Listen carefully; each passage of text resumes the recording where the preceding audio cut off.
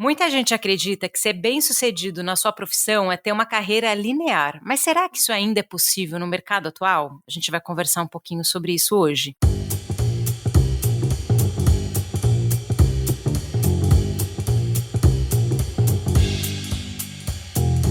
Olá, esse é mais um episódio do Foca no Trabalho, seu podcast semanal onde a gente fala sobre trabalho, carreira, empregabilidade e essa semana a gente vai falar sobre carreira. Eu sou a Lê Falsarella. E eu sou a Bru Garcia e hoje nós vamos falar de carreira com a Isa Herklotz. Isa, vem cá, se apresenta para os ouvintes. Boa noite, meninas. Boa noite, pessoal. Eu sou a Isa Herklotz. Sou mãe de duas meninas maravilhosas. Sou uma profissional de recursos humanos. Estou hoje na NAVA, Technology for Business. Além de eu ser mãe e profissional, eu também fui atleta durante muitos anos. É uma parte da minha vida que eu sempre gosto de falar. Joguei esgrima por muito tempo pela seleção brasileira, né? E tenho muito orgulho disso. E é isso. Eu tô super feliz que você tá aqui hoje. A gente, quando te convidou para gravar, a gente ficou pensando assim, poxa, o que a gente vai gravar? Que pautas? Tem tanto assunto que a gente poderia abordar.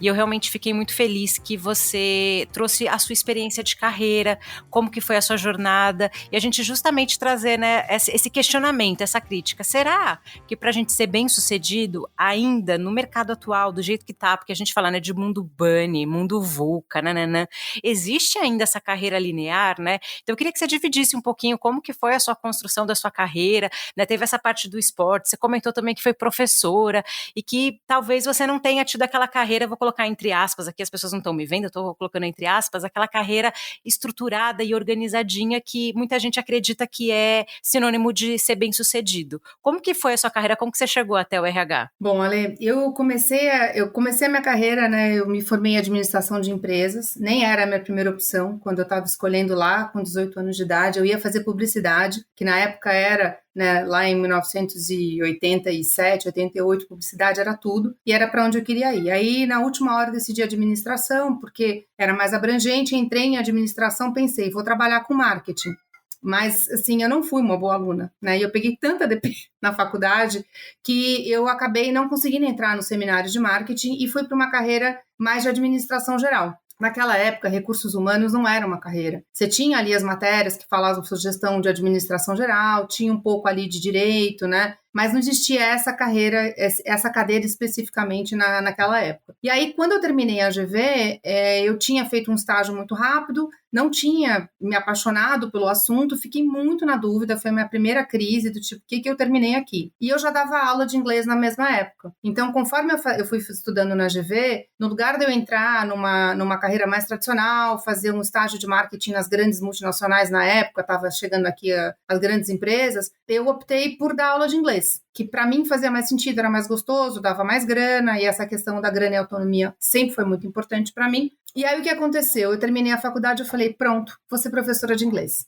Aí, obviamente, né, minha família quase caiu da cadeira, né, me formei numa faculdade tão boa e fui tentar a carreira, né? Cheguei a me formar, fiz alguns cursos, e uma hora dessa história eu percebi, não quero ser professora, é muito divertido, mas a professora de inglês eu não percebia que dali eu ia crescer muito mais, né? E aí larguei essa história. Só que nessa mesma história, porque eu era professora de inglês, eu acabei indo trabalhar como monitora num acampamento de férias que só se falava inglês. E por lá eu fiquei muitos anos. E ali eu tive a minha primeira experiência na carreira de administração. Então foi meu primeiro emprego mesmo, né, onde eu trabalhava com administração, eu fazia a gestão do escritório junto com o dono e tive a oportunidade de fazer tudo, do planejamento, fazia recrutamento e seleção, fazia a parte de marketing, né, junto com ele, com a esposa dele. Era uma empresa pequena e que me ensinou muito, né, porque empresa pequena, quando você sai, você tem uma capacidade de entender o que acontece enorme, mais do que às vezes um estágio numa empresa grande. E ali eu fiquei por bastante tempo, né, até um dia que eu decidi que eu ia realmente para a publicidade. Aí eu fiz um tempo em publicidade, então veja, né, a história ela não tem nada de linear, ela vem para cá, ela vai para lá. E aí fui para publicidade, trabalhei com atendimento, gostei, fiquei lá uns 2 ou 3 anos, mas de novo, né, sempre assim, tá bom, mas não é exatamente o que eu quero. E aí eu recebi de um amigo meu um convite, né, para me inscrever numa posição numa empresa de consultoria. E aí eu fui para uma multinacional de consultoria trabalhar com o que na época chamavam de gestão da mudança. E aquilo casava comigo porque eu sempre fui muito comunicativa, eu sempre tive um senso de responsabilidade muito forte. Trabalhar numa empresa pequena onde você cuida de tudo, você desenvolve muito cedo essa capacidade de gestão múltipla. Então, eu trabalhava com marketing, trabalhava com recursos humanos, fazia um pouco do financeiro, via o que acontecia em administração, planejamento, todas as cadeiras, né? Isso tudo sem saber que eu estava usando, né? E com a certeza que eu tinha feito a faculdade errada. Isso era mais engraçado. Eu sabia que eu tinha estudado no lugar errado. Naquela época era para mim, claro. Aí eu fui para essa empresa, trabalhei durante 2 anos na prática, por uma questão pessoal, e naquela época eu já estava jogando esgrima, e eu estava me dedicando muito aos treinos, eu não queria mais ser alocada fora de São Paulo. Então, o que aconteceu foi que eu fiz, naquela época, uma proposta, né, para um executivo da empresa, perguntando se eu podia dar um jeito ali em algumas coisas da área de recursos humanos da empresa. E o que era um jeito, acabou sendo a minha carreira. E isso foi, assim, eu entrei em RH e entrei pela cadeira do negócio, eu não entrei pelas disciplinas mais regulares, né, recrutamento e seleção, ou folha de pagamento, ou treinamento, né, eu vim pelo negócio. Então, eu tinha um diferencial naquela época para as minhas pares, apesar de não conhecer as disciplinas de RH, que era o conhecimento do negócio, de como a empresa funcionava. Então, com esse conhecimento, mais a minha, né, de novo, a capacidade de interlocução, conversa com as pessoas, eu entrei como business partner. E aí, eu comecei a desenvolver a minha carreira em recursos humanos. Eu fui BP. Meu primeiro papel foi BP, que para mim era muito interessante, né? E aí eu estava super bem naquela carreira, surgiu uma oportunidade de eu assumir uma carreira corporativa, naquela época a gente chamava de área corporativa, aonde que a gente chama de área especialista, aonde eu estaria cuidando de praticamente todas as disciplinas especialistas. Aí foi o momento em que eu realmente me especializei nas competências de recursos humanos. Aí foi remuneração, foi benefícios, foi treinamento, foi desenvolvimento, todas as cadeiras, né? E aí eu fui desenvolvendo aquilo e fui me encontrando. Ali eu me encontrei em recursos humanos e aí a minha vida foi um pouco mais linear, atuando na mesma área, só que depois em empresas diferentes. Daí de lá eu fiz um movimento para outra empresa, que foi comprada por outra empresa, e hoje eu estou aqui na Nava. É muito bacana você falar do início da sua carreira na área de recursos humanos, que você vem com uma mentalidade de negócio, porque hoje isso é muito pedido nas empresas, né? Que o RH entenda do negócio, ele entenda da demanda. Hoje a gente tem o conceito de business partner consolidado, sei lá, isso há 10 anos atrás eu não ouvia falar desse termo. Você tinha analistas, né, de recrutamento, seleção, treinamento, desenvolvimento, departamento pessoal, remuneração, mas o parceiro de negócio é uma coisa muito recente. E talvez pessoas olhando essa sua movimentação, vendo ali no início, que até você comentou, poxa, isso foi depois dos meus 30 anos, as pessoas olhassem e falassem assim, nossa, ela não sabe exatamente o que ela quer, ela está se encontrando. E é justamente a gente trazer para as pessoas que estão ouvindo, a gente que é normal, é natural ao longo da nossa carreira a gente se questionar e a gente talvez não ter certeza o tempo todo, principalmente a tomada de decisão da formação, né, que a gente toma essa decisão muito cedo, né, geralmente é com 17, 18 anos que você entra na sua graduação, e assim, não sei, eu aos meus 35 anos, eu não tinha noção do que eu ia fazer quando eu escolhi a psicologia, e a maioria das pessoas vem com esse mesmo discurso. Nossa, quando eu entrei na faculdade eu imaginava que eu ia fazer X, e hoje, 10, 15, 20, 30 anos depois eu tô fazendo Y, até porque hoje você tem profissões e carreiras que nem tinham nome, né, se você pegar a área de tecnologia, principalmente se a gente pegar hoje o que você faz na Nava, existem carreiras que a gente nem ouvia falar 15 anos atrás. E é justamente isso que eu queria trazer para as pessoas que estão nos ouvindo. Gente, às vezes você faz uma escolha de uma formação, você entra na área por um caminho que, assim, você não tem total, a gente acha que a gente tem o controle, né, mas a gente não tem total controle, mas é importante se questionar. Acho que isso foi fundamental. Você fala assim, nossa, eu tô aqui, mas eu ainda não tô 100% feliz. Será que é isso mesmo que eu quero? E ir testando, né? Eu gostei de ouvir muito a sua jornada de meio que, vamos fazer, é quase que um MVP. Deixa eu testar pequeno, em uma empresa que eu sou bem generalista, eu senti como que é a minha atuação, você se perceber, né? Isso é super importante. Olha como é importante você ter um autoconhecimento das suas skills, das suas competências comportamentais, porque isso lá na frente, hoje o mercado ele já fala muito disso, mas o soft skill às vezes é muito mais importante que o técnico. O técnico você consegue ali ao longo do seu dia a dia, on the job mesmo, aprender. Você percebe que isso foi importante, você se perceber e ter essa autoanálise hoje olhando para trás?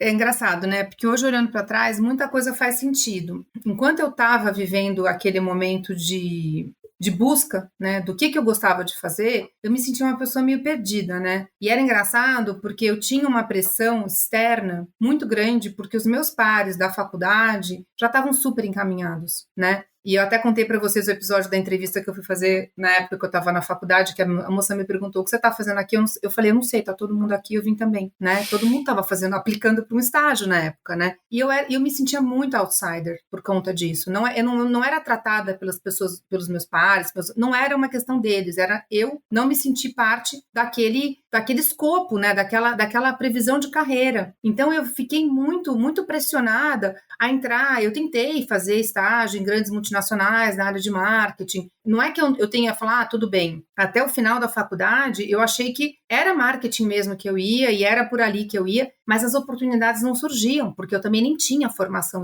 Eu consegui, né? Não consegui. Eu consegui não conseguir entrar na carreira de marketing. Então, quando eu comecei a trabalhar em outras áreas, eu ficava sempre com aquela sensação, putz, mas será que é aqui? Será que eu tô no lugar certo? Ai, meu Deus, onde é que estão os menos amigos? Fulano já tá naquela época, não sei o quê. Ciclano, e naquela época não tinha LinkedIn, graças a Deus. Naquela época você sabia da carreira das pessoas por conversa. Então, uma das coisas que eu acabei fazendo para eu poder me concentrar em mim mesma foi parar com a pressão. Eu tirei a pressão, porque assim, quando eu falei, vou ser professora de inglês, eu lembro que meu pai falou assim, vou jogar o manual fora, porque, tipo, você vai ser professora de inglês? E eu falei, não, mas eu acho que esse é meu caminho. E eu tive essa possibilidade, né, de tentar outro caminho. Então, eu vou ser professora de inglês, então eu vou trabalhar, né, nesse acampamento, então eu vou trabalhar numa agência. Eu fui fazendo vários momentos ali para que eu pudesse testar. E uma preocupação que eu sempre tive foi continuar ganhando dinheiro. Então, ainda que talvez o salário não tivesse de acordo com o que eu queria, eu completava dando aula de inglês, de manhã, à tarde, à noite, né? Não tinha uma questão, né? Nos momentos que eu não estava,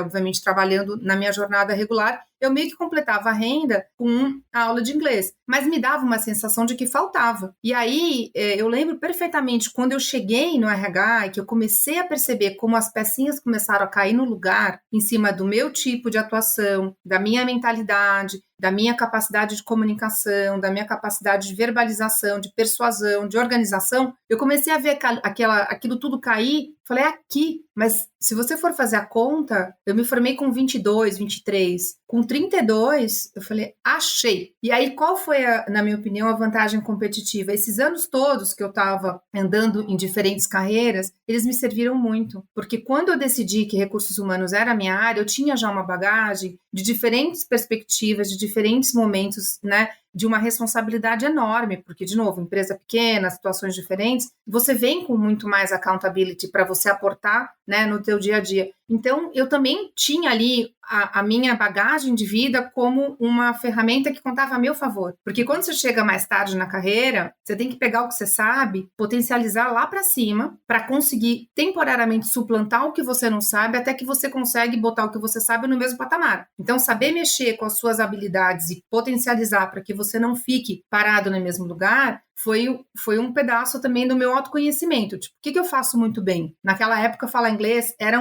um diferencial enorme, é até hoje. Mas para mim, o fato de eu falar inglês fluente naquela época me fez conseguir sentar em cadeiras naquela empresa de gestão Latam, né, de interface diretamente com o pessoal dos Estados Unidos. Então, isso foi me achando caminhos que me ajudou a andar mais rápido, eventualmente na minha carreira, apesar de eu ter vindo mais tarde. É uma coisa que a gente fala muito para as pessoas que buscam transição, né, Bru? Sim.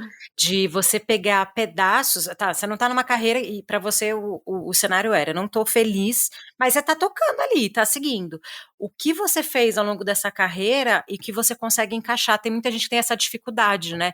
Ela quer simplesmente descartar a carreira e começar uma do zero. Não, gente, você desenvolveu habilidades, né, que são úteis para a carreira que você quer. E também, Isa, dentro da sua história, eu enxergo 4 itens muito importantes, né? Um que é a questão da escolha, que a Lê já comentou, porque a escolha não é só do curso, né? Conforme vai passando a faculdade, você vai escolher qual a área de atuação, o que você quer fazer. É constante as escolhas dentro da nossa carreira, não é uma escolha que vai determinar todo o curso da vida. A gente consegue fazer alterações e ajustes ao longo do caminho, e foi o que você fez, né? Em segundo, a questão de usar toda a experiência que você tem para poder direcionar e encontrar realmente ali o que faz você feliz, o que faz você se sentir realizada dentro da vida profissional. Em terceiro, eu achei muito legal você falar, eu decidi dar aulas e eu ouvi da família, poxa, mas está jogando fora um diploma e tudo mais, e mesmo assim você foi, porque você viu que era algo que seria importante para você, que faria diferença e que você gostava. Por mais que as pessoas falavam, poxa, você fez uma faculdade grande para dar aula de inglês, mas se era o que satisfazia você naquele momento, tanto financeiramente quanto também pessoalmente, foi muito bacana. E em quarto, eu acho que é a questão de você enxergar que não dava para comparar, né? Não é uma corrida, a nossa carreira não é uma corrida com o outro, a nossa carreira é algo que nós vamos descobrindo com nós mesmos. Não adianta olhar para o lado, olhar para frente, olhar para trás, não adianta, a gente tem que olhar o nosso caminho. Para trás a gente olha o que a gente já percorreu, o que dá para aproveitar, e para frente aonde a gente quer chegar e como que a gente vai chegar. E aí eu queria até te perguntar se nesse momento, até juntando esses 4 pontos, né, se você se perguntou, né, o que era sucesso para você, o que fazia sentido para você como pessoa e como profissional, se você chegou a se questionar e encontrar essa resposta tão individual, né? O que é interessante você estar falando, né, sobre o olhar para o lado, né? Eu aprendi muito cedo que em carreira, quem corre andando para o lado tropeça. E eu sempre digo isso para as pessoas. A sua carreira é a sua carreira. O seu tempo é o seu tempo. E é como vocês falam, isso aqui não é uma competição. Então, dentro dessa minha questão de sucesso ou não, eu não tinha esse questionamento, o sucesso, né? E é engraçado falar disso, né? Eu nunca me coloquei a pressão de ter ou não ter sucesso. O que eu buscava na minha carreira, no primeiro momento, é estar no lugar, ou fazer alguma coisa que me trouxesse um propósito, uma razão, falasse agora sim. E do momento em que eu tomei a decisão de ficar em recursos humanos, para mim o sucesso sempre foi eu ter a sensação e a certeza de que eu estava agregando valor para aquela organização, para aquela empresa, que um pouco mais para frente virou impactar positivamente a vida das pessoas com as quais eu interagia. Se aquilo ia vir com uma promoção,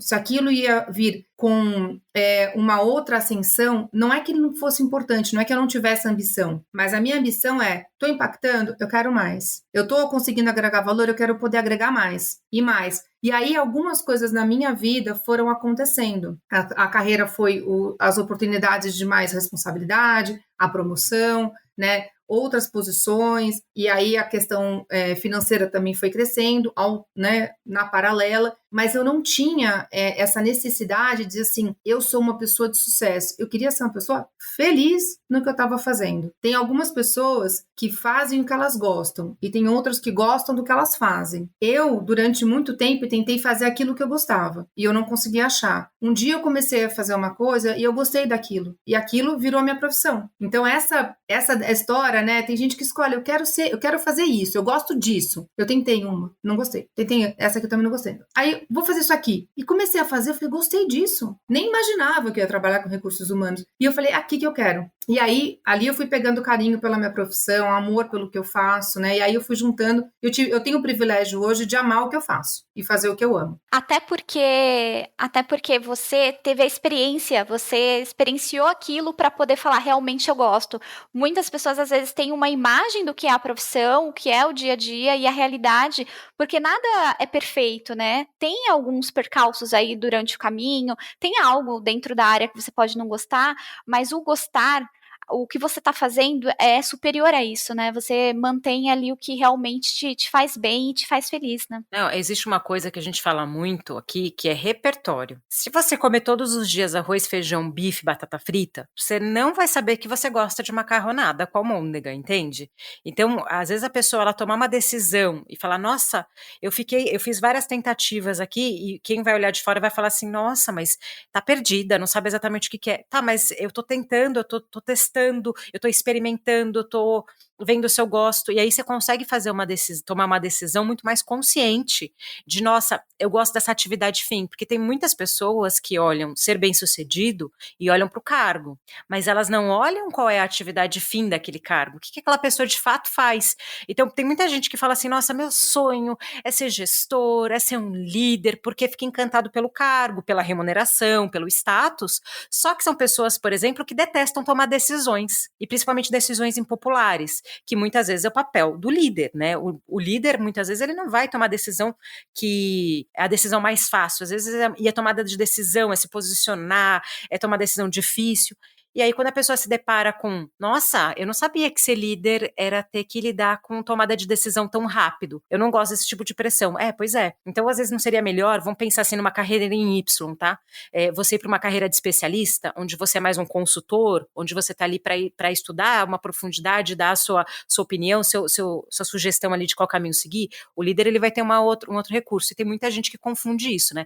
Acha que ser bem-sucedido é você ter um cargo de liderança ou um cargo XPTO qualquer, ou tá numa empresa tal, e tem muita maquiagem, tem muita coisa ali nesse universo. E eu queria te perguntar uma coisa que hoje, como líder, né, você como CPO de uma empresa, né, fez uma carreira, uma jornada na liderança de RH, influencia muito no dia a dia, quando você pensa, por exemplo, numa política para a Nava, quando você pensa qual perfil de profissional que faz sentido para a organização que você está hoje, saber que as empresas e as pessoas, às vezes a carreira ela não vai ser assim certinha, isso influencia muito, por exemplo, no processo de recrutamento e seleção, hoje você como líder de pessoas? Sim, influencia, né? Eu acho que de uns tempos para cá as empresas entenderam que a gente não vende mais uma posição para uma pessoa, a gente não contrata uma pessoa para uma posição, a gente contrata uma pessoa para uma jornada que ela vai ficar com a gente enquanto fizer sentido para ela, enquanto fizer sentido para a empresa, enquanto esse casamento durar e tiver uma razão de ser, essa conjunção dos propósitos, tá tudo certo, né?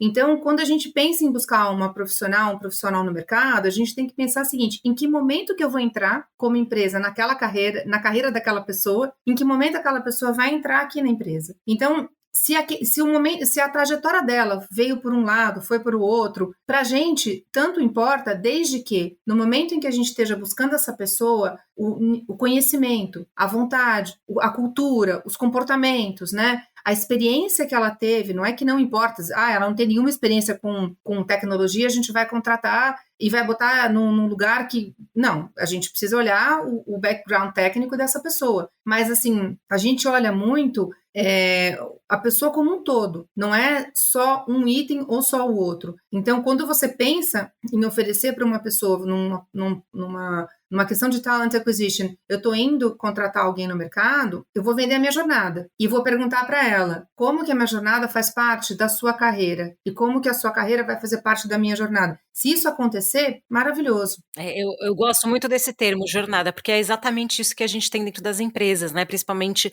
numa estrutura, né, de companhia, né? Eu entrando como colaborador, não importa o formato da contratação. Eu tenho que olhar, e a gente estava até falando isso off da gravação, né? Eu, como psicóloga, que a gente trabalha com orientação profissional, a gente até fala na orientação, não é plano de carreira, é plano de vida. A sua carreira tem que encaixar dentro da sua vida, não a sua vida dentro da sua carreira. Por quê? Dessa forma, se você encaixar a sua carreira dentro da sua vida, você com certeza vai ter esse nível de satisfação que você está comentando. Você vai escolher uma empresa, um papel, uma responsabilidade que tem a ver com o seu momento, porque isso influencia muito ao longo da nossa jornada de vida, né? Então, sei lá, o que eu buscava com 20 anos de idade vai ser totalmente diferente do que eu vou buscar aos 40. E não é só a senioridade que a gente está falando, né? A gente está falando só de cargo, né? Com 20 você quer um estágio, com 40 você quer um cargo de CEO. Não, não é isso. Não é só o cargo, mas é a estrutura da empresa, qual o formato, o que eu vou fazer, qual vai ser o nível da minha autonomia. A gente fala muito de valores estruturais, né? Então, quando você vai ficando mais velho, você começa a se conhecer muito mais, né? Porque é uma jornada, né, do amadurecimento mesmo, e você começa a perceber que esse valor setor aqui, ele não é tão elástico como esse aqui eu não consigo abrir mão. E aí você avaliar, poxa, essa empresa, ela vai estar encaixada? Nunca vai ser 100%, né? Eu também não acredito naquele encaixe perfeito, sempre vai ter pontos que a pessoa vai buscar que a empresa não vai oferecer e que a empresa vai buscar e que a pessoa não vai oferecer. E a gente tem que tentar equilibrar isso, que não dá para ser muito distante, né? A gente até tem um episódio que a gente fala sobre isso, que é expectativa versus realidade. O quanto que a sua expectativa e a realidade da empresa, elas estão conectadas, né? E isso é fundamental, que o RH tenha essa visão realmente de jornada. Eu fiquei, assim, de verdade, encantada com a forma que você conduz, né, os processos e a forma que você cuida das pessoas e a encarar de forma realista. Essa pessoa, ela não vai mais entrar na empresa e se aposentar aqui, né? Essa carreira, eu acho que ela não vou dizer que ela não existe, né? Tem muitas pessoas que entram e se aposentam no mesmo lugar, mas é a minoria, né? A gente estava até falando de alguns estudos que hoje a média de mercado, as pessoas ficarem 1 ano e meio a 2 anos, principalmente em tecnologia. E aí eu queria fazer essa pergunta, você acha que a tecnologia, ela é mais flexível no sentido de tentar, eu pelo menos de fora vejo isso, mas eu quero ver sua opinião, de ser mais flexível, de entender que cada um tem uma jornada, que tem muita gente, por exemplo, da tecnologia que vem de transição, porque falta mão de obra e às vezes se encontra ali na tecnologia? Eu acho que a indústria da tecnologia, se não for a mais, é uma das mais inclusivas. A gente tem a tecnologia e é uma das coisas que mais me encanta de estar hoje numa empresa de tecnologia, é essa inclusão, é essa possibilidade que você tem de ter uma pessoa que quer fazer uma transição de carreira, né? Os cursos e as capacitações, elas são muito mais rápidas, né? Se eu, em 88, né, quando entrei em administração de empresas, saí com 22, quisesse então dizer que não, eu não fiz, queria trabalhar em psicologia, eu teria que entrar numa outra graduação, né? Porque a psicologia, ela tem uma característica que ela te exige uma formação. Se eu quisesse trabalhar com odonto, eu teria que entrar lá e fazer uma outra formação, como eu tenho até hoje. Quando a gente pensa em tecnologia, toda a constituição da tecnologia, ela é mais inclusiva, ela é muito acessível. Então, ela deixa de ser fragmentada, segmentada em um patamar só da nossa sociedade. Todas as pessoas têm acesso ao conhecimento. Então, o que eu acho bonito, né, e isso é uma coisa que a gente tem na Nava muito forte, que toda essa parte de ESG, toda essa parte de sustentabilidade, essa parte de impacto social e ambiental, que é uma vertente muito forte que a gente tem na Nava. A inclusão é uma das nossas vertentes ali na parte de gestão responsável. Ela passa por entender que a tecnologia te propicia isso. Então, se a gente quer fazer uma formação para desenvolvedoras que tem algum conceito de tecnologia, mas que ainda é pouco, a gente pode fazer. E o tempo que a gente estabelecer ali como um tempo correto de formação e apropriado, vai dar a essas pessoas outra vertente de vida. Isso que eu acho muito bonito, né? Então, eu tenho um encanto muito grande pela rapidez da tecnologia. A tecnologia é muito rápida, é uma verdade, né? A indústria da tecnologia é muito rápida e quem trabalha com ela acompanha essa rapidez. Ao mesmo tempo, ela é muito inclusiva. Então, das empresas, e eu venho de indústria de consultoria, né, a prestação de serviço, quando eu vejo a tecnologia, eu acho que ela já está muito mais inclusiva, né, do que as outras empresas. Eu tenho que fazer uma faculdade de primeira linha, essencialmente, eu tenho que ter formação. Não, você pode ser, com uma formação você fez outra e depois você se capacitou e você tem uma experiência, você tem ali na sua caixinha de ferramentas não sei quanto tempo como desenvolvedora, por que não? Aí você vai olhar, a pessoa se formou em outra coisa. E uma coisa interessante que eu não falei para vocês, quando eu fiz a transição, quando eu estava na prática na empresa de consultoria e eu tomei uma decisão de ir para os recursos humanos, muita gente me criticou na época. Me disseram, você está saindo de uma carreira sólida dentro da área da prática, que é o core business da empresa, e você está indo para uma carreira de back-office, que era recursos humanos. Que geralmente é custo, né? É só custo. Que é custo e que não tem carreira. Lá não tem carreira, né? Você não vai ter carreira. E como, de novo, a minha busca não era por carreira, a minha busca era por desenvolvimento, era por estar em algum lugar que eu pudesse agregar e que eu sentiria que eu poderia ir melhor, e também queria, né, casar com outras questões particulares que eu tinha na época, eu fui de novo, né, contra algumas opiniões que estavam olhando só para um pedaço. Só que ninguém sabia, naquela época, em 2002, que recursos humanos ia ter o protagonismo que ele tem hoje. Naquela época, 20 anos atrás, ninguém podia dizer que a área de recursos humanos ia ter este nível de relevância nas empresas de forma geral, principalmente em prestação de serviço. Então, só lembrando, né, as decisões que a gente toma muitas vezes, a gente tem que tomar olhando para a gente. Se a gente ficar pensando muito em todas as estatísticas e a opinião de todo mundo, não é para não escutar ninguém, né? Não é para fechar o olho e ir embora. Mas assim, se alguma coisa dentro de você diz que aquele é o teu lugar, vai. Se der errado, volta. Mas vai, faz o teste, né? Não fica com receio, o que vão... Como eu falei para vocês, eu já deixei as métricas lá atrás, quando eu resolvi que eu não ia mais trabalhar com administração. Então, para mim, foi um caminho muito livre. Eu já não tinha mais quem me comparar. Já nem sabia mais o que aconteceu com os meus pares da faculdade. Isso é muito bacana, porque ficamos muito presos, né, com as pessoas que estão ao nosso redor, a opinião das pessoas que a gente gosta, que a gente admira, às vezes acaba influenciando muito na nossa tomada de decisão. E quando você tem certo os seus valores e o seu objetivo, fica mais fácil o seu caminhar ali dentro da carreira, né?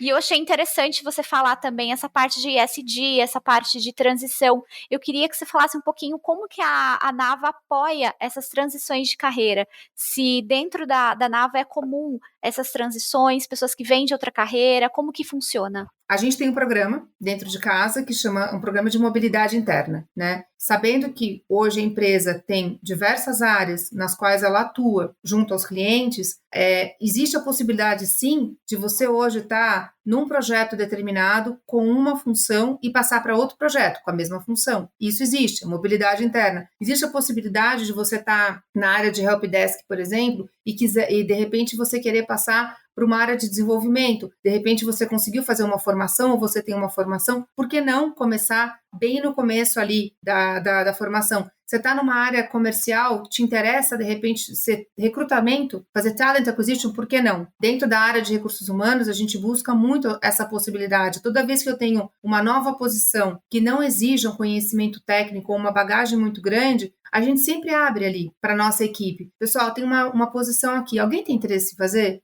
Eu gostaria de fazer uma transição. A gente faz a transição. Então, se você está numa empresa com essa amplitude de possibilidades, você precisa explorar essa amplitude junto às pessoas. Então, sim, a gente dá a oportunidade. O que é sempre importante olhar num projeto e num processo de mobilidade interna, né, de troca de carreira, é muito o que aquela vaga vai fazer, quanto de conhecimento você precisa ter para aportar e executar a sua atividade, né, da onde você vem, como é que está a questão de remuneração, porque isso a gente também tem que olhar, mas sim, a gente incentiva o recrutamento interno, a mobilidade interna. Eu já vi muitos recrutadores, né, eu vim da época que só psicólogo recrutava, né, e aí a gente teve uma movimentação no mercado que é excelente, que é o profissional da sua área recrutar para a sua própria área. Quem vai conhecer melhor o perfil? Então, quando você pega, por exemplo, hoje a gente tem o Tech Recruiter mais generalista, que vem psicólogos, gestores de RH.